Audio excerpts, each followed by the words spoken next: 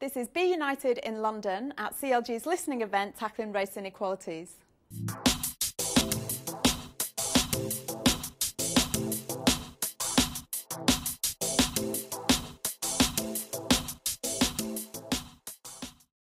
I'm joined now by Leroy Logan, one of the leading black officers in the Met and former chair of the National Black Police Association. Leroy, thanks for joining us. My pleasure. We've been travelling around the country talking to people and about race inequalities, and we've spoken to a lot of young people, and one of the major grievances amongst young black and Asian guys was they felt they weren't being treated fairly by the police, especially with stop and search. They seem to have a deep mistrust and fear of the police. How can the Met restore confidence? Well, I think they need to recognise that there are issues in terms of service delivery with stop and search, Section 1 of Police and Criminal Evidence Act, and also Section 424 of the Terrorism Act.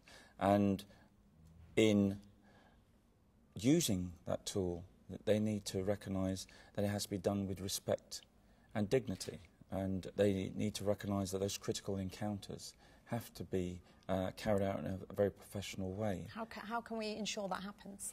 Well, I think it's around supervision of officers. Make sure that the officers, when they carry out the stop and search, how they relate to those young people in particular, how they then say, well, listen, this is the reason behind it. So it has to be intelligence-led as well, because a real concern is this very blanket approach to stop and search, anti-terrorism stop and search. It is actually having a negative effect. And we need to show results. You know, it's no use stopping tens of thousands of people and the results are not there. So we have to use it very carefully. We need to listen to the community, especially young people, and we need to work together.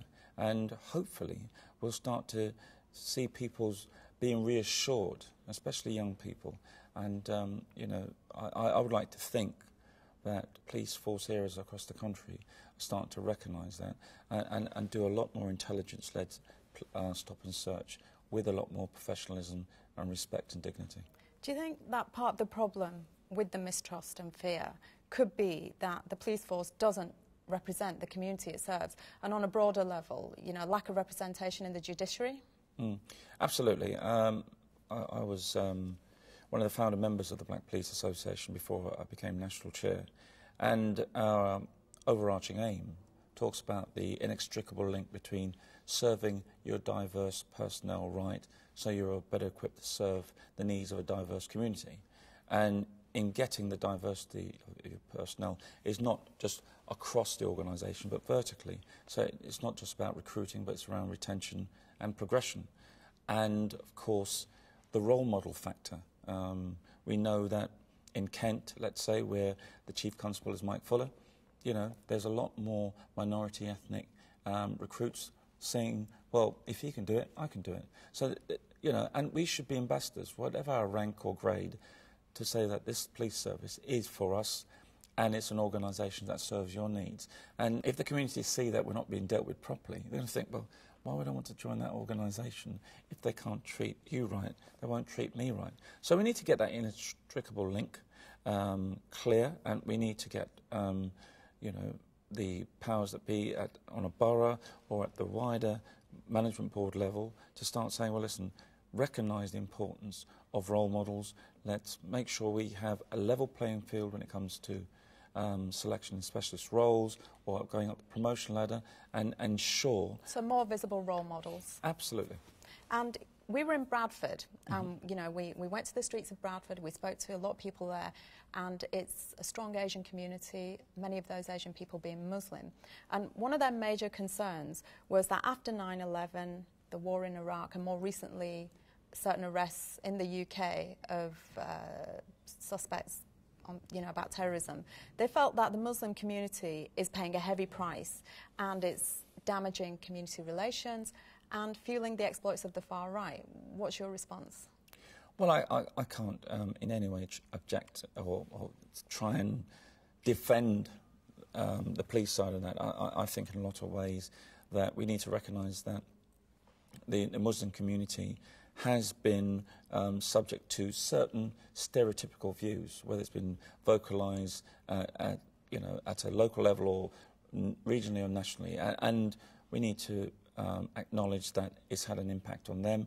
And of course, certain people have been susceptible to those comments, you know, seeing everyone in the same light, you know. So I think they've got a very valid point of view, and it's just like how you deliver the service on stop and search. We need to tell people why we're doing these things. It's got to be intelligence-led, and people will start to see, okay, you are trying to deal with us in a positive fashion, and we're not against you, but we're working with you. So do you think there needs to be more training within the police force itself then for those police officers who go to the streets and deal with people one-to-one? Yeah, well, I mean, we through our diversity units in various force areas, they should be bringing the awareness, raising, whether it's training or distance learning or on the job training, to say, listen, these are the sort of things you really need to be looking at.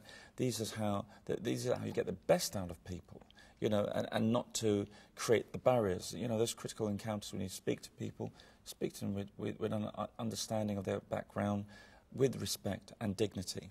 And more importantly, involve those people in how you develop your tactics. I mean, one of the things we used to do in Hackney, was my last police station, was to ensure that young people are involved in how we shape and steer our strategy, especially when they might be part of the target group. So we say, well, this is what we're doing, and we had an independent advisors group of young people, a youth independent advisors group, and they did some excellent work. And I think that's what's needed. You know, it's not a question of it's a them and us, it's a we, and that's how we have to approach this issue. Absolutely. And with what we've spoken about, especially with the role models, how can you encourage more ethnic minorities to join the police force? And how can diversity and equal opportunities be ensured within the police? Well, we've got to make sure that race and equality issues are on the agenda. We've got to make sure that there's a strong lead from the top, wherever they are, and to make sure they have a clear awareness of what's happening on the street level. We have to know the community we serve, so that we're responding to their needs. And of course... How can they know? How can you know? Well, you have to do proper consultation. You have to make sure that your safer neighbourhood teams or whatever smaller police units are engaged with the community. They do proper audits of what their communities are, what sort of opportunities there are, what sort of threats, what sort of strengths that, you know, really needs to get to developing those communities and not feeling devalued. And I think also that, you know, when you start to see that consistent approach, a lot more methodical approach with the community, they start to recognise that, yep, they're willing to listen. They might not agree, but at least they're acknowledging what's happening.